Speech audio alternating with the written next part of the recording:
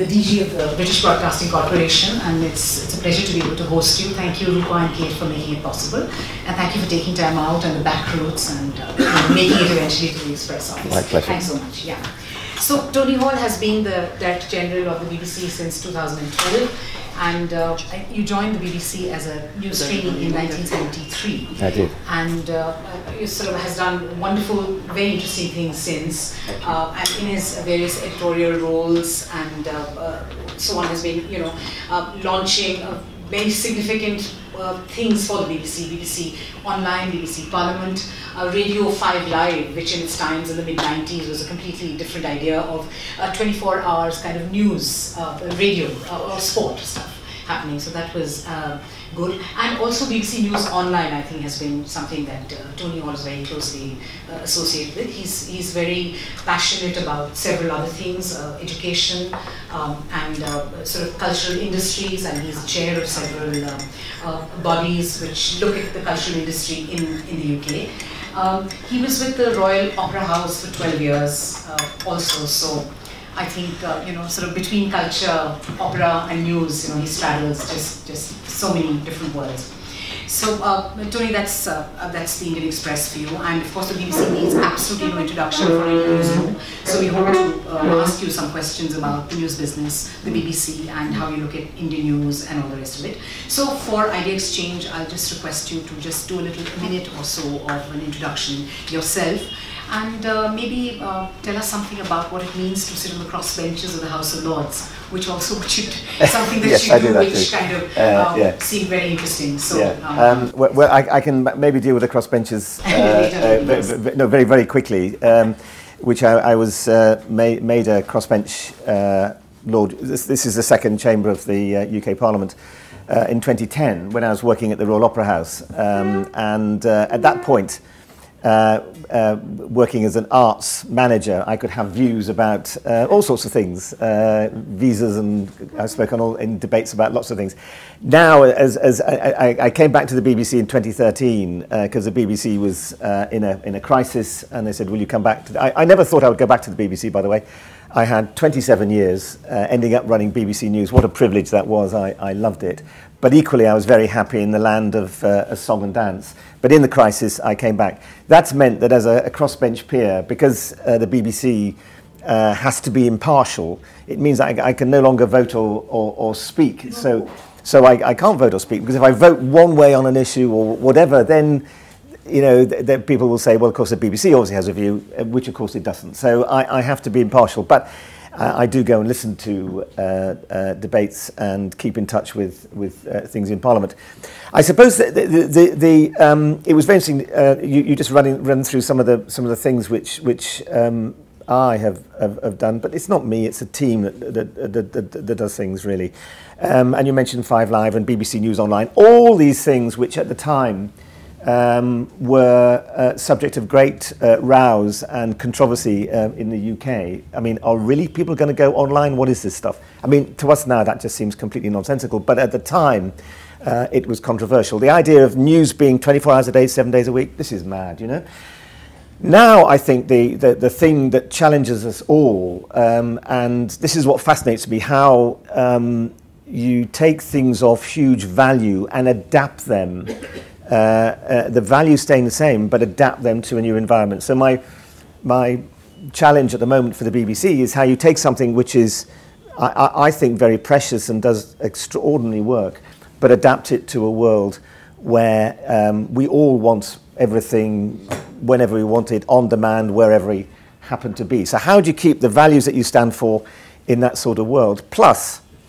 where the financial, if you like, or the business dynamics of that world have changed hugely. So it's interesting in the UK, the BBC is often seen as being this great dominant behemoth, elephant in the room that is so enormous in the UK media, but that's the wrong landscape. We all know, that the landscape now is a global landscape, and in our terms, how you make sense of a company which in pounds, I'm sorry I can't convert it to rupees, is £5 billion against an Amazon or a Netflix or an Apple. Apple in 1 year are putting $1 billion into content. So what is our role as a relatively globally small company versus the enormous weight and power of predominantly West Coast American companies? You know, what does that mean for the news we get? What does that mean for the content we produce? What does that mean for the sort of programs that we have? And this to me is the biggest challenge we've got, and the transformation of the company to work in that different environment and different method, I think is huge. But we're all facing that in our own ways. You know, I mean, the CEO of New York Times just recently said that print has got about 10 years. Now, the BBC traditionally never did print. You did radio, you did everything else other than print, till online really started happening. So, really speaking, this should be your age, you know, it's about everything else the BBC does if print is fading. But what has been the relationship of BBC to print media? I ask that because, you know, we're a legacy newspaper, the Indian Express here. So what is the relationship to everything else and print journalism? And will the world, the sort of world of news be different once print disappears physically? So I'm actually not certain print will disappear. I think if you look at the history of media, what happens is things diminish, and somehow we spend the same amount of time or slightly more time, but doing lots of different things. I mean, you know, people were saying that radio would die. People were saying cinema would die. Vinyl is coming back, you know, and I still think there is a need to hold something. Mind you, I take Mark Thompson's point that actually we've all got to adapt our business models, but I'm not pessimistic about this, because I think quality wins through, and I think in an environment where there is a huge amount of noise, then places that people can turn to get journalism that they can trust. In all this noise, where do I go to find out what's really happening? I think the organisations that stand for that, and independent journalism and journalism which is not afraid of doing difficult stories, I have confidence that although print may come down, actually through other methods we will grow. I mean, in the UK, it's interesting. I mean, as we adapt, and now our younger audiences particularly, but all audiences are consuming us more on this than they are on screen or radio. Well, that's where the growth is anyway. But when you do surveys and say, so what is the role of the BBC in the UK? Well, people come back and say, I might consume 3 or 4 different sites or methods of getting my news, but I come back to the BBC to find out actually what's happening. So I think that's kind of a really important part of what our job is, and I would imagine it's the same for you. Also, people who are committed to saying we'll do difficult stories, and we'll do stories that are uncomfortable, and that in all the rest of the noise in the online world or the social media world, we'll concentrate on. So I'm confident that good journalism will win through, although I don't underestimate for one moment the difficulties, you know, even for us, about working out how you adapt. Mark, one of the things which the advent of social media has brought is we see a lot of public personalities, including politicians and government officials, saying that I don't need you as an intermediary anymore. Yes. I can just go on Twitter, I can go on Facebook, I can go on Instagram, I can talk to millions of people directly. You know, and this is happening more and more. Yes.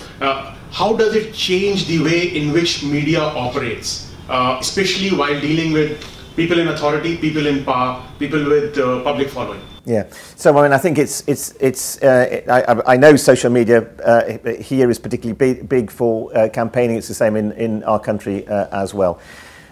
I think it goes back to what I was saying about where do you go to find out actually what is happening and who is speaking the truth. I mean, you know, people are smart enough to know if you're getting a political message from, let's say, X party or Y party in the UK, that's obviously going to be what they want you to know. We had this in a big way during the referendum campaign on should we be a part of the European Union or not. And I think for all of us, our role in this age where people use social media to go directly is twofold. One is a kind of a negative role in a way, and that's fact-checking. I mean, where do I go? I go back to what I was saying, where do I go to find out actually what is happening as opposed to what I'm being told by that site over here or that person over here? I think that's kind of really, really important. I think the other thing, though, is that social media, we all know, is driving us into a narrower and narrower view of the world, because actually that's what algorithms do. You know, you like that, we'll give you more of it. And I think for those of us who stand back from that and say, actually, we want to widen the view of the world that you have. We then need to think creatively, how do we do that? But I think that role for those of us devoted to saying there is more of the world than social media will tell you is very important. I mean, I'm almost after an algorithm that is a serendipitous algorithm that actually says, I'm saying to the BBC, we should believe in curation. Yeah, of course use algorithms to say you're interested in this aspect of the EU policy or Indian policy, or what it happens to be. But that serendipitous relationship that we do as broadcasters, you do as newspaper people, where I start off there and suddenly I'm over here, much harder in the sort of focused algorithmic world we're in. So how do we find that serendipitous route through, I think, is really important. Does that make sense? I just want to ask, well, yeah, it seems a bit optimistic. I mean, how do you beat an algorithm, Tony? Because people know, because actually I think people know, yes. I mean, you come on, you know when you're being served up stuff with an algorithm that is just churning out stuff that you don't really want. No, I mean, know it, but how do I beat it? As a sort of, somebody who has to give news, to give a menu, you as the BBC or we as the Express, how do you beat that algorithm? I think if you look at the history of media, you see, first of all, a sort of an openness. Everyone says this new platform, be it print, be it whatever, radio, be it television, is suddenly very open and it's very democratic. And what you then see is gradually, I mean, I think it was Tim Wu, wouldn't it, wrote about this, then gradually, advertising comes in, notification, and gradually the people who want to sell you things take over. And I think that people wise up to that, and they respond to that, and they go and look for, we hope, and I travel hopefully, there's no point in not travelling hopefully, that people will find other routes to the media that they want, and that they can believe in. And I think that's important. Yeah. It also means, by the way, you've got to be everywhere, you know that. You've got to be in every form of media, every form of social media, and actually watching how Facebook now is trending older, so you've got to find other ways of getting to a younger audience, which is our big challenge. I arrived late, so I don't know if this question has been asked before, but increasingly we are seeing, especially in India, we are seeing that any criticism of the government is it's being termed anti-national. For example, the National Investigation Agency has today come out with this thing that if you're not talking about development as a media, you are being anti-national. So how does media get around this? I can't talk about India. I'm not Indian. I don't know the issues here, but I'll talk about it in the UK sense, if you like, which is I think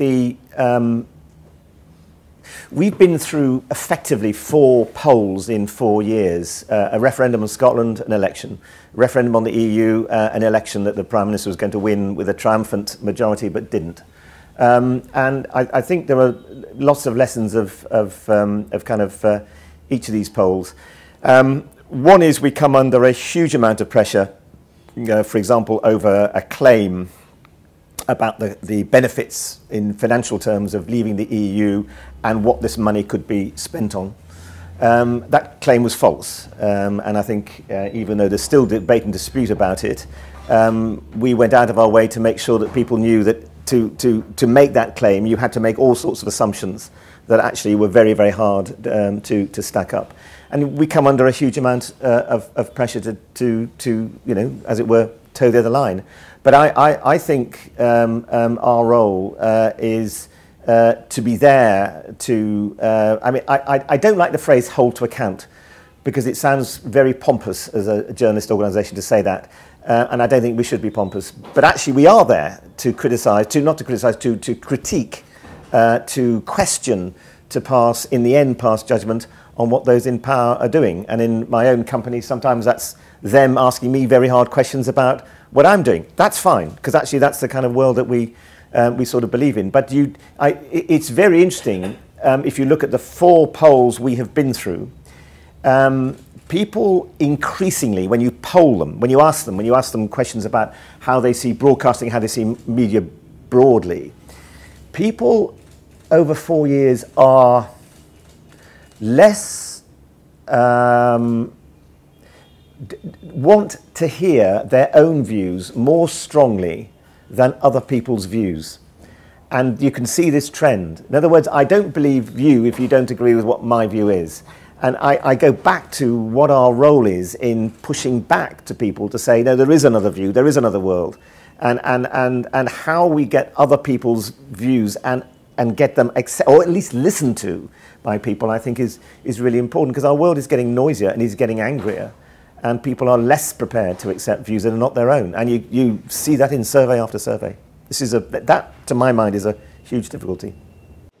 If our role is to criticize or critique, any which way you put it, does it then mean that journalism, by its very definition, is actually in what today's terms we would call negative journalism? There is nothing called positive reporting, positive journalism. And I don't know whether this is analogous to India or not, but I'll tell you about the UK.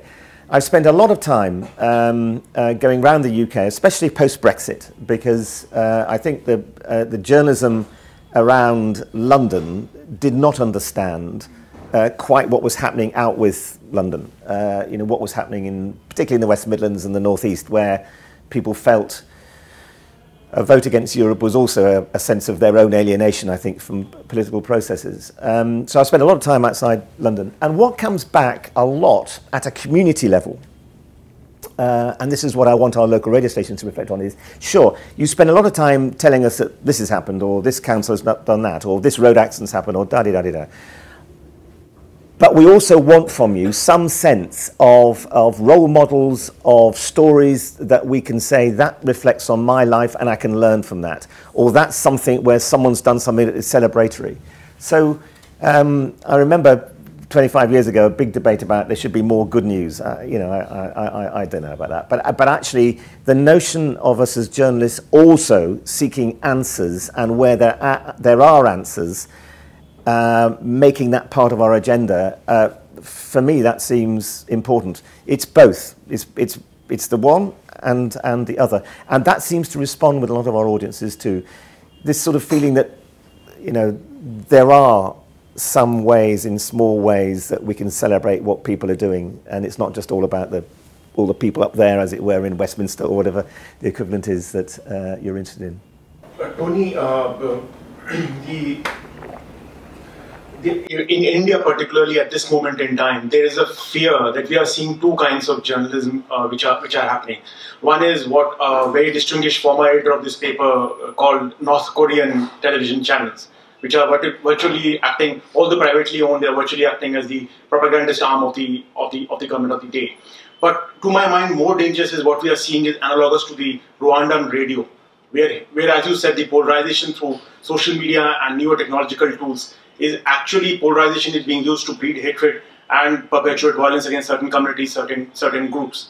What can legacy media houses do in this kind of environment where this kind of polarization, this kind of hatred is being used to target groups and communities, with perhaps certain establishment looking the other way in some cases? I think that's a really profound question, and a really important question.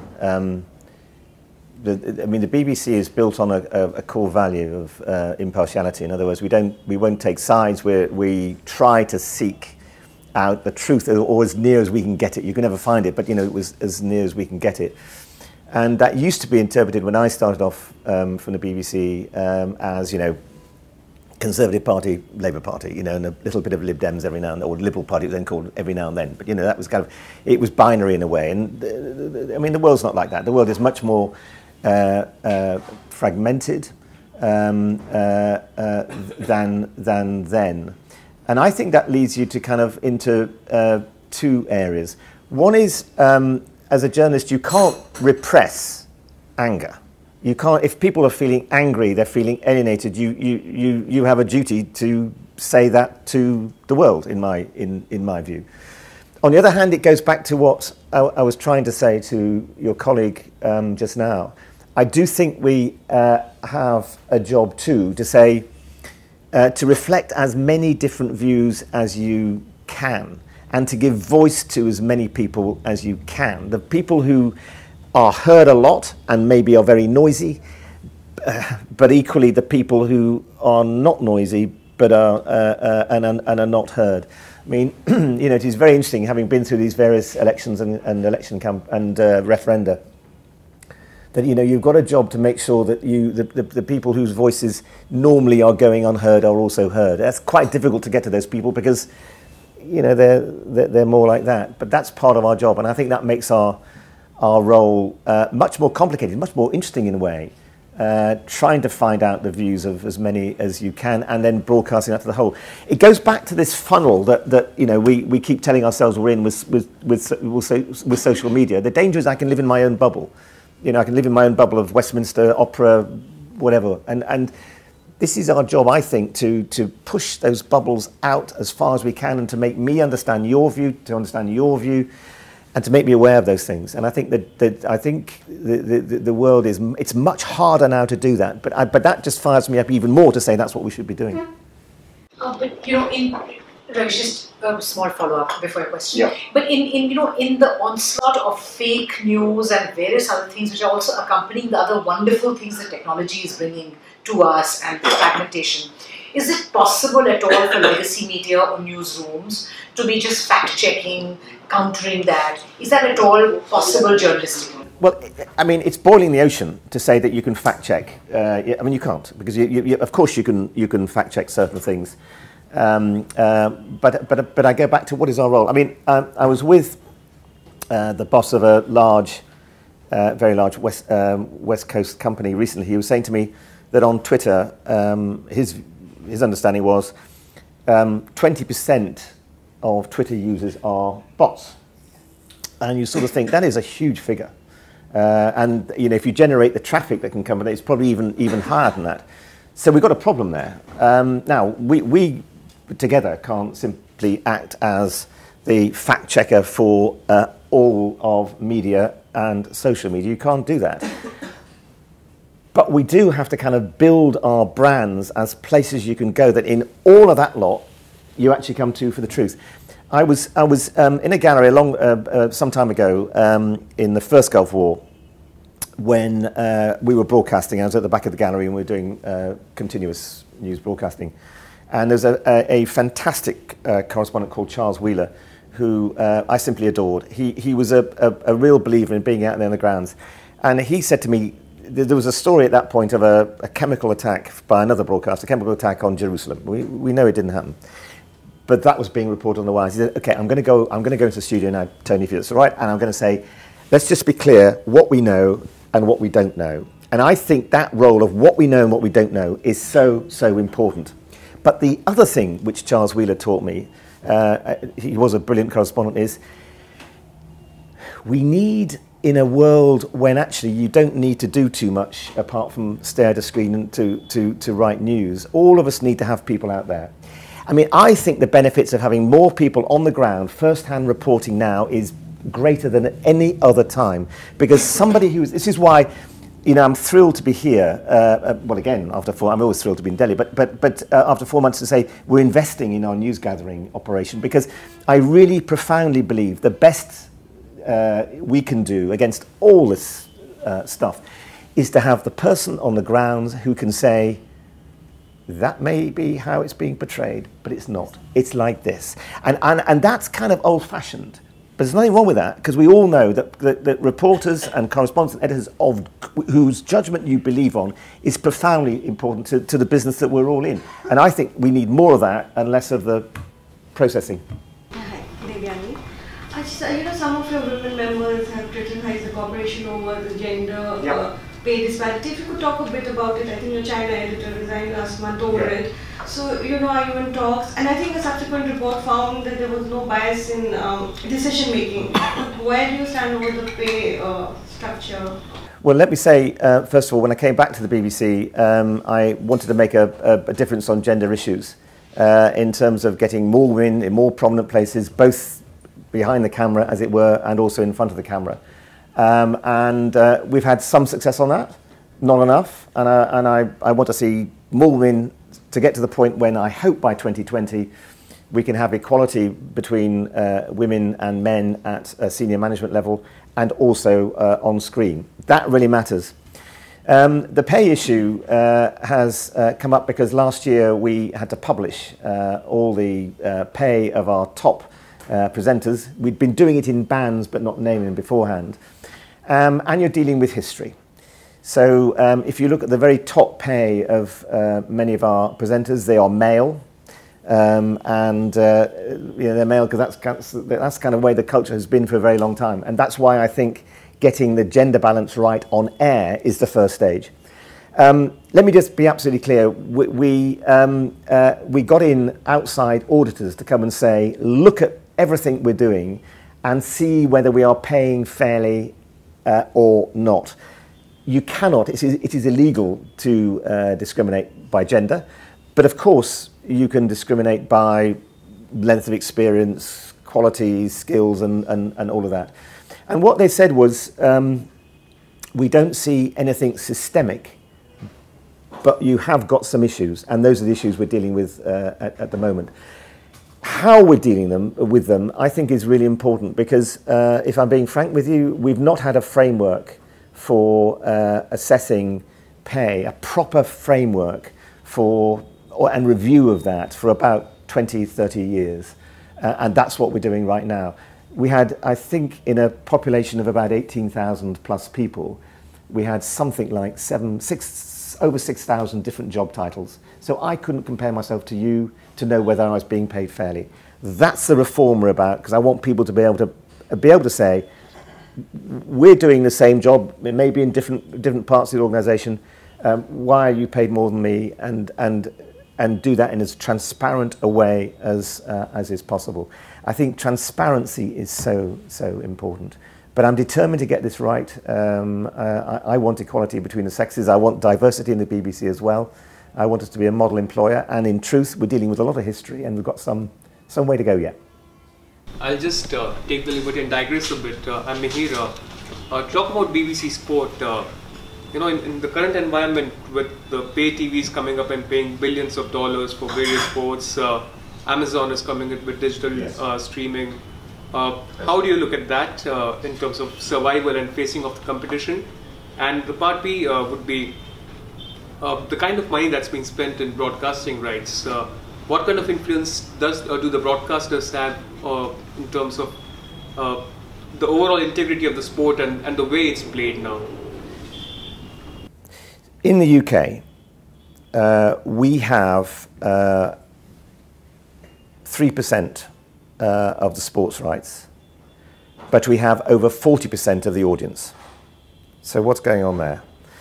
We've just signed a deal, which I think is public. I've forgotten whether we announced it or not. Anyway, we have signed a deal with the Premier League for a programme called Match of the Day, and this is highlights. And it's a very much loved programme, gets great audiences, young audiences as well as older audiences. And that's because we're getting the highlights and people can see the highlights and, and feel that they're in some ways getting a fix of football, even if they don't go over here to Sky or BT, the main rights holders of that. So I think that says something about the power of free-to-air. The other thing which has happened to me in the last 6 months is we've been negotiating. I've been supporting our brilliant director of sports, a woman by the way, with the ECB, the English Cricket Board, and the ECB came to us and said, we'd like to rethink cricket, not in terms of the quality of the cricket, but in terms of how we can reach a younger audiences, how we can do things which are interesting to woo as many people as we can into cricket. And the problem is that by cricket in the UK now is completely is behind a paywall. And they say, we want to talk to you, the BBC, about what you can do for cricket because you're free to air. I mean, they got it. And that again says to me, things being free to air, not behind a paywall. There's a danger if you go behind a paywall that people start thinking you don't matter anymore. You know, I mean, it is amazing that last big boxing bout got so much money, but in a way boxing used to be very popular, but you know, now it's found a different sort of model. But cricket was finding that audiences were going down because people weren't talking about it as much. Going free to air with us in 2020 around a new formula tournament, I think is what the ECB have seen as the future for them. When you talk to Wimbledon about tennis, they're free to air. And they don't want to go behind a paywall because they know that their brand is bigger by being free to air and free to air with us than by going behind a paywall. So I think your question is so interesting because I think there are real subtleties here between the dosh, which you're right, will be from Facebook and Amazon and others, versus how you maintain that connection with your audiences who you depend on to build your business that the paid people can come for. So I'm kind of thinking I'm hoping there's a way through it. I've just signed most of our big sports deals now up until 2024. That's up to and including the Olympics. So that means everyone can see FA Cup, which is important, Premiership highlights, Wimbledon, cricket from 2020, which is, people are very happy that cricket is now back on free to air. So. Just to go back to what you were saying earlier about the algorithm, there is something to be said, of course, that people will choose to come to good news, they need to get the fact, but there is a technical problem here, is that Facebook is increasingly control both the audience and the content, the airwaves and your 5 billion, they're going to be 5 billion a year, and for the rest of us as well. How do you deal with that basic problem that they control both the medium and the message? Good question. Data. And I think I'm just appointing somebody now to be effectively on our board, our executive board, as head of data and customer relations, because we've made, I think, some advances in the last 4 to 5 years since I've been back in the BBC at gathering data about our audiences. You have to sign in now, etc., etc. But you're right. Getting data out of the companies that we're also using, be it a Facebook or whatever, is harder. And the more granular data that you need to make judgments about things. But I'm very hopeful that we can make a big impact there, that we will get to know our audiences as well as they do, and then use that going forward. I think it won't be me, but in a decade's time, somebody will be renegotiating the future of the BBC, and I hope by then that we will have such a close relationship with our audiences in the UK, I hope globally too, that their support in the future of the BBC will mean that governments and others will carry on supporting us. So I think this data is critical creatively, it's critical in terms of growing our audiences. I think it's critical for our future too. But it's hard, you're right. Thank you so much, Tony. Thank you so much. Pleasure. Thank you. And thanks for the coffee. That's great.